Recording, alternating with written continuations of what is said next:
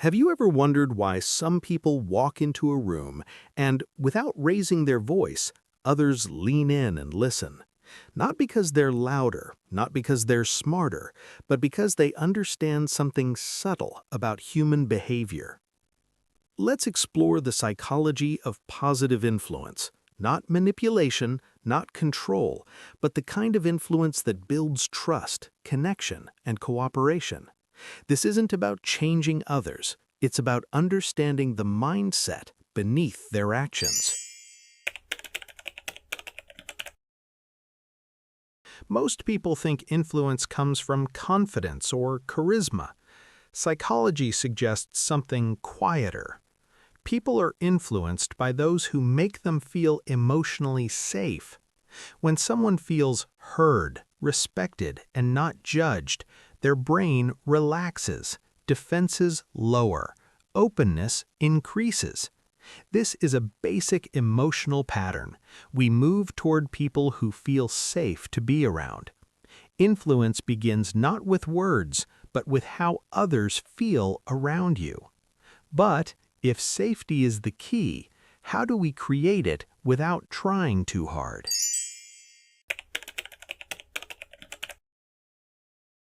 Here's a powerful psychology mind hack. Humans unconsciously mirror emotional states. Calm invites calm. Curiosity invites curiosity. Defensiveness invites more defensiveness. This is known as emotional contagion. When you regulate your own emotions, you subtly guide the emotional tone of the interaction. You're not telling people how to feel, you're showing them. And the brain loves shortcuts. So what does this look like in real life?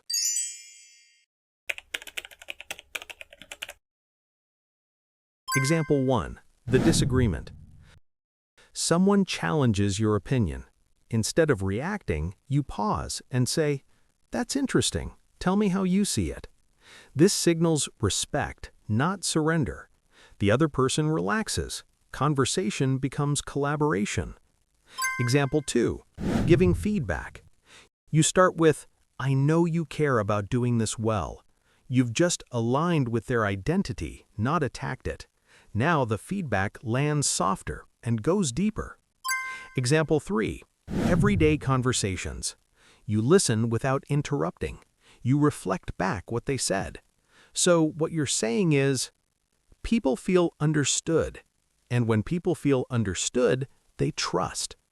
But why does this work so consistently?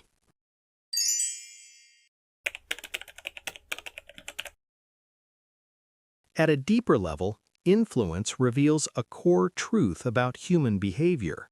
Most people aren't resisting you. They're protecting their sense of self, ego, identity, emotional safety.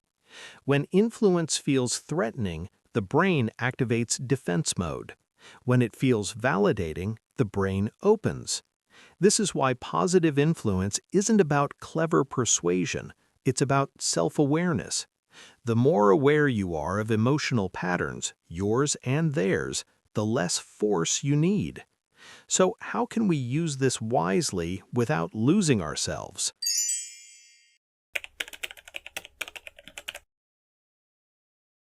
Here's a simple life hack you can try today.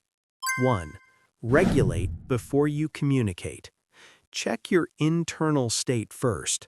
Calm yourself, then speak. 2. Validate before you advise. You don't have to agree to acknowledge. I see why you'd feel that way. 3.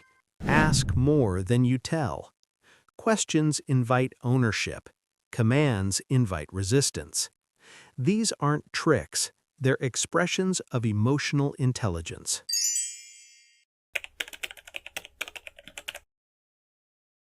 The quiet truth is this: the strongest influence doesn't come from changing others, it comes from understanding yourself. When your presence is calm, your listening is genuine, and your intentions are clear, people feel it and they respond. That's today's life insight from Mini Mind Mulls.